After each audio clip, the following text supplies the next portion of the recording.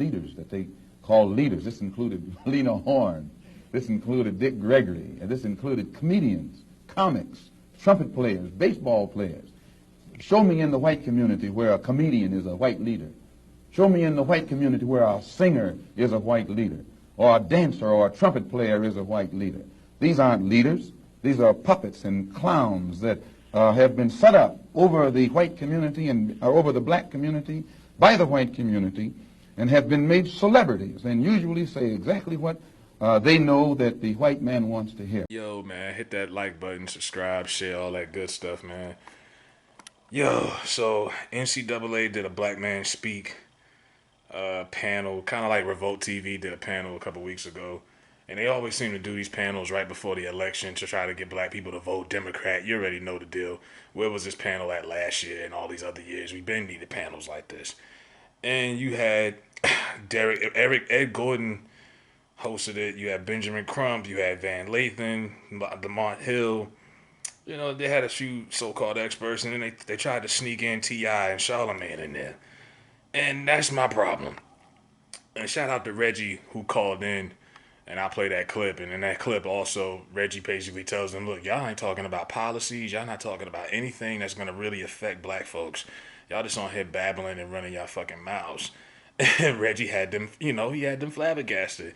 And Charlamagne was trying to defend his being for being on there and how he's changed. I'm like, Charlamagne, just a few months ago, you had your ass molded into a rubber shape, and you've been using it as a running joke with Envy on Breakfast Club, where he had a fake plastic ass.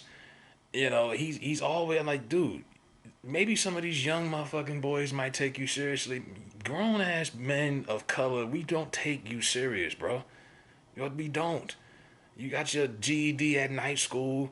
We don't take you seriously, dog. This is the guy who has a segment called Donkey of the Day is supposed to be on a panel talking about black issues. And like I say, going back to celebrity, like I say with the Malcolm X clip, I shouldn't have to be able to even go back to clips from 1963 that's relatable to 2020. X talked about this back then where we're the only group of people that have entertainers speaking for us on social issues. When Asians have social issues, they don't fucking get Jackie Chan and Jet Li and Lucy Liu on the panel. White people don't go after Clint Eastwood as a legend. He's a fucking conservative. They don't. When you ever see Clint Eastwood on Fox talking about issues with white community? You know what I'm saying? We the only people. Latinos don't get J-Lo to talk about but we always resort to rappers and radio people to fucking speak on us. And that shit is so ignorant, and it pisses me the fuck off that they think that we can just, that they're the only people that can speak for us. People that have a lot of followers and a cult following, and I get the influence. I get that argument of it. Oh, well, they influence a lot of people, but damn, I mean, how are we gonna, I can't take T.I. serious. T.I. didn't even have anything hardly to say. You know what I mean? That's another one. GED, fresh from the streets of Atlanta. I'm like, well, Killer Mike would have made more sense. KRS-One would make more sense. Chuck D would make more sense. T.I., come on, man. Y'all gotta stop insulting our intelligence with the level of people that y'all bring on these panels. Because once I seen them two, I wasn't even interested at that point. I'm like, well, this. Let's see how this shit goes. And of course, it wasn't effective. Didn't make that much noise. It wasn't as popular as the panel on Revolt TV. But again, that was the same issue. You had Diddy on there. You had Fat Joe on there. A couple other. I'm like, y'all just don't get it. And when you bring up that, they be like, oh, well, we got to get people who are influential. And I'm like, yo, stop going that route. Y'all don't have to get celebrities to speak on black folks. If that's the only way you could get young black folks to pay attention to you, that's y'all fault because y'all been doing this for years. And y'all never broke the cycle. Because like I say, they was doing this in the 60s with Dick Gregory, God rest his soul, and a bunch of other comedians and actors and all type. Until the cycle gets broken, of course you're going to have some young black folks who only feel like they only want to hear from their favorite celebrities. But in reality, these people are compromised. And I think that's why it's important for black people like myself or whoever who are really out here in the trenches, who represent the incarcerated, the unemployed, all of the statistics, the niggas that's really out here in the trenches, we should be, the voices of black media, at least online, because we speaking from the heart. We not compromised. I don't have a white boss that's paying me thousands of dollars to push an agenda. You know, I can say what the fuck I want to say. T.I. can't do that. You know, a couple of years ago, he was trying to sell you Iggy Azalea, remember? You know, Charlamagne can't do that. He was out here a few years ago telling everyone to be like Tommy Loren, telling black women they should be like Tommy Loren. You know what I mean? Let me remind you. So if you think you're gonna get a real opinion on compromised black folks who are in bed with white people, I don't know what to tell you. But that's what this panel was. And like I say, shout out to Reggie, the real person who called in and really gave them something to scratch their heads about. But they got, I don't know when are they going to stop this shit. Because like I said, you don't need celebrities who have no idea, who are so disconnected from black reality. Majority at this whole panel makes six figures or more. How fucking connected are they to the real black struggle out here in 2020? Y'all are all sitting in y'all homes quarantining, got Lambos and all kind of shit in the driveway. Y'all not really out here. So of course y'all not gonna bring up policies as far as the election, because none of the policies, rather they give black people policies or not, it's not gonna affect these people because these people already got their money. They already got their bag. We talking about the black folks, a large percentage who don't. You know, so go ahead and check that shit out, man. Let me know what y'all think. I'm about to get up out of here and watch But this last here's dance my shit by Michael question. Jordan, Up ESPN. until Brother Mark started to talk about specific policy demands, I found myself frustrated because a lot of what I've been hearing in this conversation and other conversations has been a lot of platitudes, a lot of self-help, a lot of pat yourself on the back. But what my question is like, what are the specific policy demands? And in that question, I kind of disagree with Brother Mark that, like, let's take this offline. We should state openly what are the specific policy demands, especially as black men, as we suffer disproportionately incarceration, homelessness, joblessness. What are the specific demands, such as reparations, such as targeted infrastructure to places where there are lead in our water and in our homes, specific jobs package tailored specifically to us. And I would like each person on the panel and even the moderator as well, what are the specific policy demands that we are holding We don't have our time for politicians everybody to? to say. All right, thank you, Reggie. We Can I don't say have something time real for quick though? everybody to say this, but let me just say to Reggie this. That whole sense of patting one on the back and platitudes and all, the reason that I think people think that that's platitudes and patting, and I've been hearing it because we haven't been doing what we say we're going to do.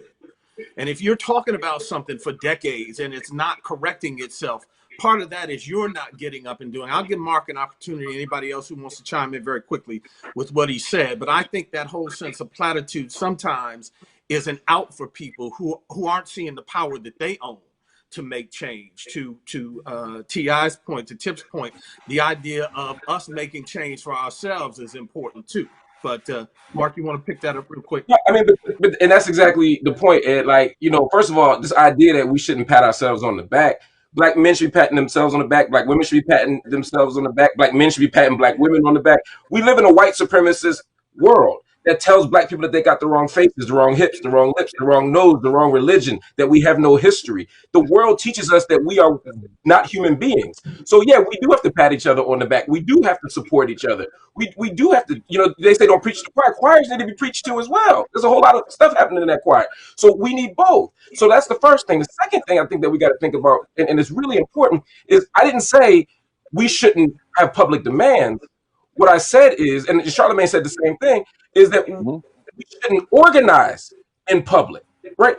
Yeah. Martin Luther King made public demonstrations and public tactics, but he didn't meet in front of ABC News and CBS News and say, "Yo, we thinking about sitting in front of the Pettus Bridge and we gonna squat, or we organizing this bus boycott. Let me call Bull Connor and let him know where we gonna be and at what time." No, you strategize behind the scenes and then you make a public demonstration in front.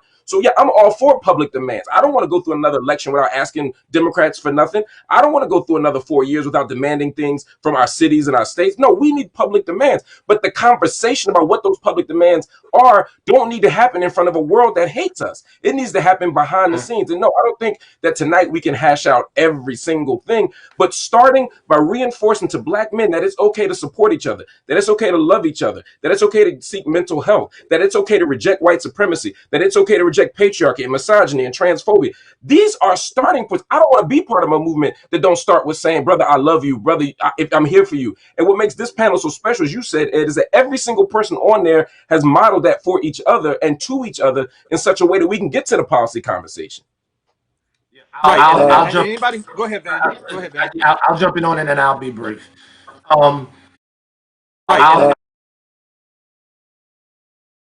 Point in my In the same food on the. Man, go ahead. Just say.